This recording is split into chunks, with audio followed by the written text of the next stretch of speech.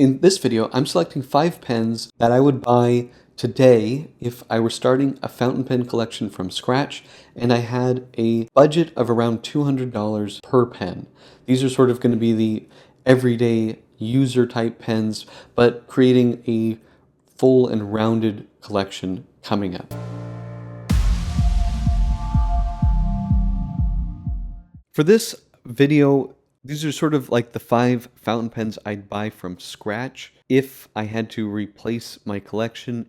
And I'm putting the constraint on here that I would be limited to pens that are roughly $200 or less. So these are the 5 that I would pick as a complete collection that would give me essentially everything I need. I wouldn't need to be looking for any other pen in theory. So number 5 here is the Nettuno NE 2.0 in this matte Pelagos color with this fantastic 1.1 millimeter stub nib. If you've seen this channel, you know that I love this pen. It looks so cool. It fits perfectly in my hand, and it has this fantastic stub nib with sort of this pencil-like feedback that I really enjoy.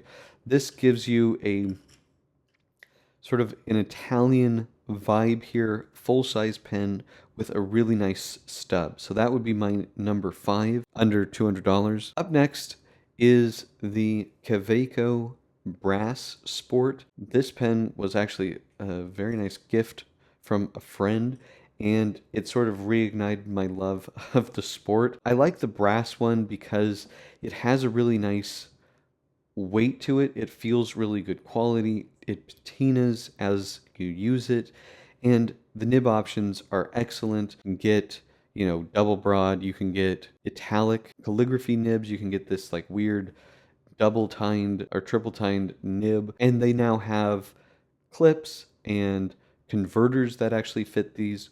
So it's a very complete line, and it's just a joy to use. It has really nice haptics, and it's a tough pen. This is a great pocket pen, one that would be great to travel with. It's sort of the perfect EDC pen with really nice writing Bach nibs. Up next would be the Pilot Vanishing Point. I would say any of the options, the Decimo, the Firmo, what other ones am I missing? I probably wouldn't pick the LX. Also, it's too expensive, but I wouldn't buy that pretty much at any price unless there was some crazy cool looking one. I don't know.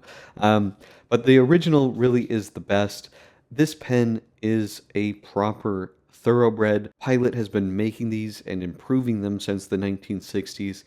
And this is the best, retractable nib pen out there. For working in an office, quick, handy, this is really best pen. The nibs are excellent. Even the stock stub nib is fantastic. They're easy to change out. The nib units, this is a really good pen. 18 karat gold nib and under $200. It's really hard to beat. Next up is the Lummi 2000. I think this is one of the best designed pens ever made. Now, whether you like the looks of it or not, that is more polarizing. I would maybe a 6 in terms of the looks. It does have a clean, minimalistic look that I appreciate, but it's not one that I necessarily love the look of. But the way that it's made and put together, everything is easy to disassemble without any special tools. It's just a classic piston filler gold nib. I love the way that the graining from the steel front to the Marcolon fiberglass body is really seamless. You have these simple little ink windows here. It posts well. It's just a phenomenal pen. I also do like the stainless steel one, a bit heavier. But, if you were to have one, I would definitely go for the original Marcolon. The one issue with this pen, I will say, these do not like to fly. I don't know why. I would say like 50% of the time I've flown with one of these, I get ink in the cap. Whereas with an Aurora, with a Pelican, with a Mont Blanc, I don't have that issue. But this one, or the steel one, for whatever reason, something about the design here makes a mess when you fly with these. So not one to fly with, but traveling, to and from the office, and for pretty much everything else, this is one of the best pens out there. And then finally, my top pen, you know, if I only had Pelikan M200s in my collection, I think I could live with that because this is, I really think, one of the best pens out there. These are, I believe, $178 is kind of the street price for these. Classic Pelikan design and size, very comfortable. It is a smaller pen, but it's a very comfortable pen, and this was essentially the only size that Pelikan made for years until they decided they wanted to compete more directly with some of Montblanc's bigger size pens. But this has a steel italic broad nib. It is 95% as good as this Pelikan M800 with the 18 karat gold italic broad nib. This one's a little bit softer, so I would say it is a little bit better, but this is super, super close to that. It is a steel nib, but it's so good. Piston filling system. These come in many different finishes and colors, and it would be a very fun series to collect.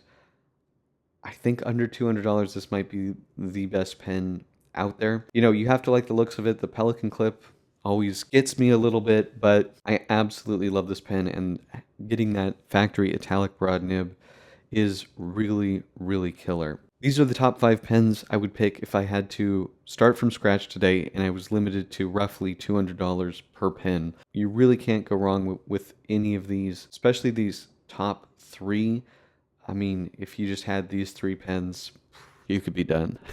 Or even these 2 pens, you could be done. So those are the 5 pens that I would be buying, trying to make a enjoyable, rounded collection for sort of everyday use with a limit at $200. What would you guys pick? Let me know in the comment section below. Thank you guys so much for watching, and until next time.